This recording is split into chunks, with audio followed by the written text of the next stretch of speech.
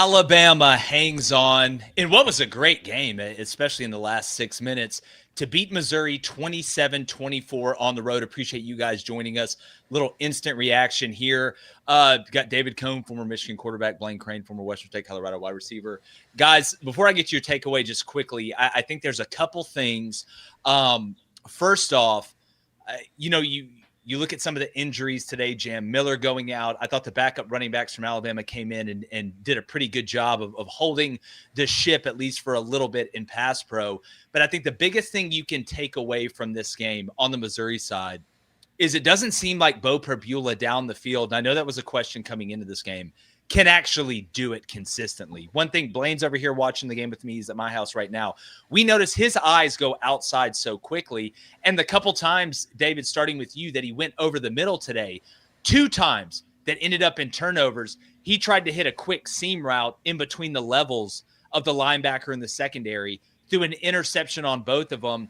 And if Missouri's not ripping off chunk plays in the run game, I don't know how they're going to be able to consistently move the ball against teams that have any sort of pulse in the back end. But then Ty Simpson, you talk about answering the bell. You talk about having that dog in you when it matters. Good God, that throw on 4th down. Good God, some of the throws earlier in the game. And he was under some pressure because Missouri's got 2 cats that can bring it off the edge. But I'm telling you, Missouri's slowly starting to turn into the Penn State of the SEC. They just can't win the big ones, man. And I know, obviously those programs kind of have a different tradition. But, David, starting with you, I thought this was about how great Ty Simpson was, how tough he is because he took some hits. Huge road win for Bama. And, look, add another one to the list, and they keep on giving themselves cushion to hit that 10-2 mark if that's what it's going to be. Just a big-time overall win for the Crimson Tide. And that's why when you pick them to win the national championship, sometimes you got to be an adult and save the graphic when you make picks on Wednesday. Yeah, well, on the Bo Perbula point, you got to give Kane Womack's defense a lot of credit because they really, outside of that first drive, that first drive, it looked like, okay, here's the Missouri offense that has rushed for over 200 yards in every game. We're going to see that again. That led to what? A play-action touchdown throw from Bo Perbula. Yeah. But you got to give that defense a lot of credit because outside of that drive, they really rendered them one-dimensional and mostly ineffective, which then you got to look and say you got to give credit to Missouri for figuring out a way to keep it close. If you're an Alabama fan, and I'm in a household full of them right now in Florence, Alabama, you can think about this one of 2 ways. Either one, we're not going to continue to beat good football teams with making these type of mistakes and playing this type of game. Or 2, on the flip side of that, man, what a great gutsy win to go on the road and beat the number 14 team in the country while also making this level of mistakes and in many ways trying to give the game away. And yeah, I think a lot of credit on both sides of the football, and Ty Simpson continues to be one of the best quarterbacks in this country. Blaine, when you look at this game in totality, if I were to tell you that the leading rusher for Missouri would not only have 61 yards, but it would be Bo Perbula, you would have a pretty good feeling Alabama would win it. But on that same token, Alabama, I'm trying to remember outside of, I think it was at the 25, they ran some sort of wheel route combo that they tried to throw deep and missed. Bama, it felt like, didn't throw the ball past 25 yards down the field, but one quarterback ended 23 of 31 with 200 yards, 3 touchdowns, no picks. The other one in 16 of 28, $170, 2 touchdowns, and 2 interceptions. I think Alabama beat Missouri at their own game, which after that first drive is shocking because Missouri just leaned on Bama and then got that 15-yard penalty on that huge loss that would have brought up 3rd and 20. You probably force them to punt. You get the ball back. You've got the momentum. But Alabama, again, really did not beat themselves, and they let another team beat themselves. Yeah, and one stat I look at pretty early when I just look at the overall stats of this football game is one thing Missouri's done a great job of this year is winning the time of possession, and that comes from the run game. And right now, Alabama absolutely lapped them 38 minutes compared to 21 minutes. And another thing I look at, what's surprising to me that this game was this close is, look, Missouri's best receiver in Coleman Jr. had 1 reception for 2 yards. That was their difference maker on the outside, and they just didn't show up today. And the reason why I leaned Alabama in this football game, the big difference to me was Ty Simpson. And one thing you look at on third downs, right? I think Ty Simpson is probably the most trustworthy quarterback in the country. And they didn't do great, but 6 for 15 on the road at Missouri, 3 for 3 on fourth down. And then you look at the other side, you're 1 for 10 on third down if you're Missouri. You're not going to beat an Alabama team like this. And at the end of the day, this is why the quarterback position matters so much. So much. Ty Simpson had another play. I don't know exactly when it was, but on that fourth down, rolling out, had that defender in a bind, get tackled, and pitched the ball and got the fourth down. He's making the plays when the lights are the brightest and the moments are the biggest. And Bama, for another week against a damn good Missouri team, finds a way to win. Well, a crazy stat here, and this will be taken – it could be taken either way, and I'm going to take the positive route here for Alabama. Ryan Williams – Alabama's center had more receptions than Ryan Williams. Yes. Alabama's Parker left Brailsford. Yeah, I know it was on a tip. Caden Proctor touched the ball more times or as much as Ryan Williams. Some people will say, oh, well, Ryan Williams is being rendered ineffective. I know Ryan Williams can ball. We know that. We've seen it. Eventually, he is going to figure it out again. I think it's a huge compliment to Alabama that they don't have to have some amazing, explosive Biletnikoff ballerina play on the sidelines to win games. This was an old school, I'll meet you at the line of scrimmage, we'll see who's more about it type game. And regardless of how it looked in the beginning, Alabama was the team, I think, that looked physically superior more often than not, David. And that is something that in this league and at the top of this game and in the college football playoff, that's what it's going to come down to. And if you can win without Ryan Williams balling, you're just that much more dangerous because eventually he's going to ball. 100%. I think I put out a post that said Parker Brailsford and Caden Proctor have more touches right now than Ryan Williams. And a lot of people are trying to say, well, he's hurt. Well, then get him off the football field. Like, is he hurt or is he injured? Because those are two different things, and he is not contributing in any way. But to your point, Jake, I'm almost tired of talking about him this year because now it's like you're just a cherry on top because your team's winning without you. Blaine, I'm glad you brought up time of possession because we talked about it a lot in our preview. Who was going to win time of possession? Who had to win the time of possession battle to win this football game? Missouri coming in number 1 in time of possession in the SEC, but Alabama was number 2. And really, I think that that's what I'm most impressed with this Alabama offense so far this season. Back-to-back 11-play drives in this game. How many times have we seen them have 16, 17-play drives throughout the year? And not only long, sustained drives, they're finishing with touchdowns. It's not like they're having 12, 13, 14-play drives and they get down there and they settle for a field goal attempt. They're scoring in the red zone with touchdowns.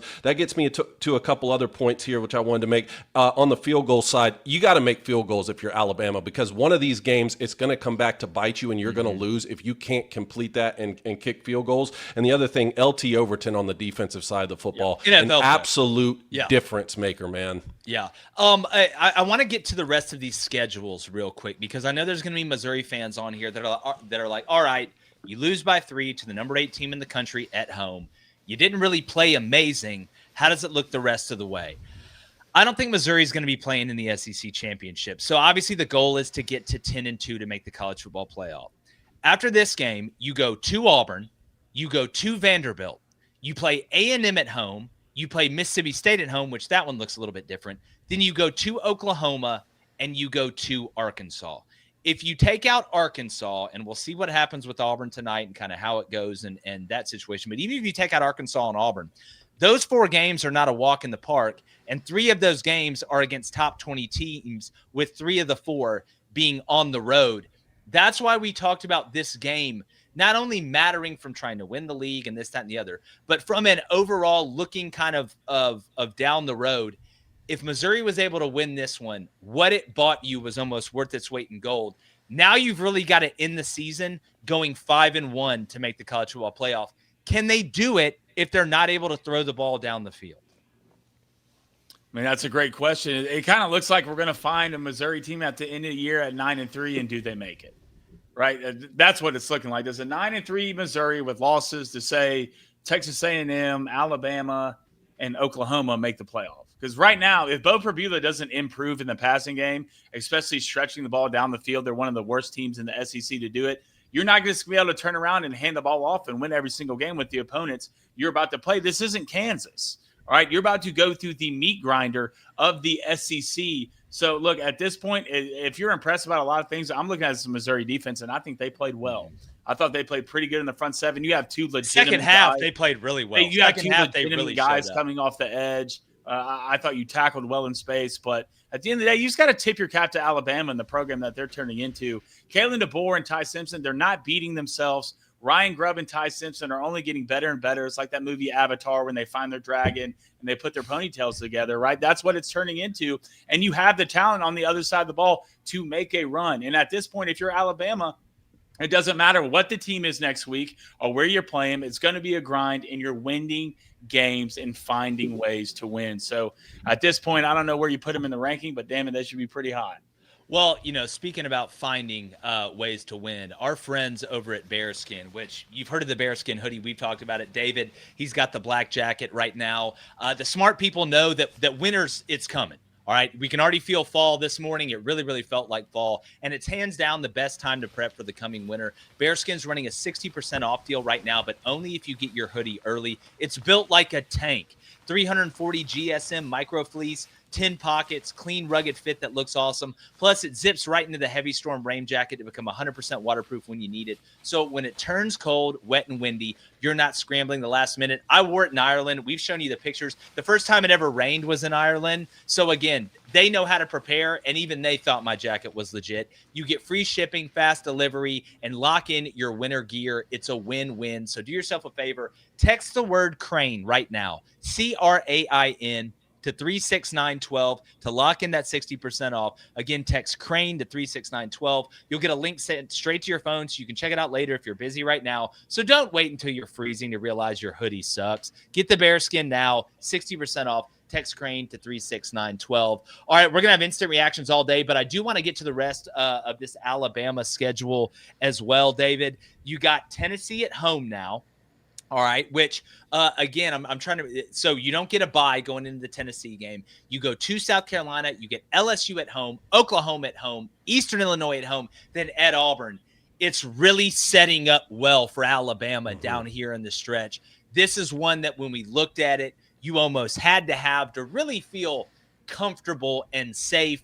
And you feel like this Alabama team is just getting more confidence, more momentum as they go down the stretch and really starting to, as we call it, smell themselves. Yeah, I believe the bye week will come before LSU. That's what it usually is every season, and LSU will take their bye week before that too. But, you say that, Jake, every one of those SEC games there, if you take out, who was it, Eastern Illinois, whoever they're playing, Eastern Illinois. take that one out, and every one of those games is also losable, and that just speaks to the quality of teams that you're going to play in this league. And obviously, we're going to find out a little bit more about how much fight Auburn has in them tonight when they play in the Deep South's oldest rivalry. We're going to find out a little bit more about John Mateer's health today in Red River that's about to kick off for Oklahoma, and then LSU, right? Like, again, a team that can most certainly beat you and can beat Alabama if they're playing their best football. I think Alabama just needs to take this win on the road, get back to the fundamentals, tweak some of the mistakes that they were making, and then lean into what they do best. And they do a lot really well. I think this Alabama team is going to be dangerous down the stretch. Well, we always say that teams that win the most can win in the most ways. Let us know in the comments what you think about the game. It's a great Saturday slate. We've got more instant reactions coming today, so make sure you're locked into Crain & Company. Hit that subscribe button. Make sure you follow us on all socials. Guys, any parting shots before we go watch the rest of this delicious college football slate? It's only just begun. We've only just begun. What a beautiful weekend. The schnozberries taste like schnozberries. We appreciate you guys again. Make sure you're locked in because we're going to be what a way to start the day. Let's go watch the Red River Shootout, fellas.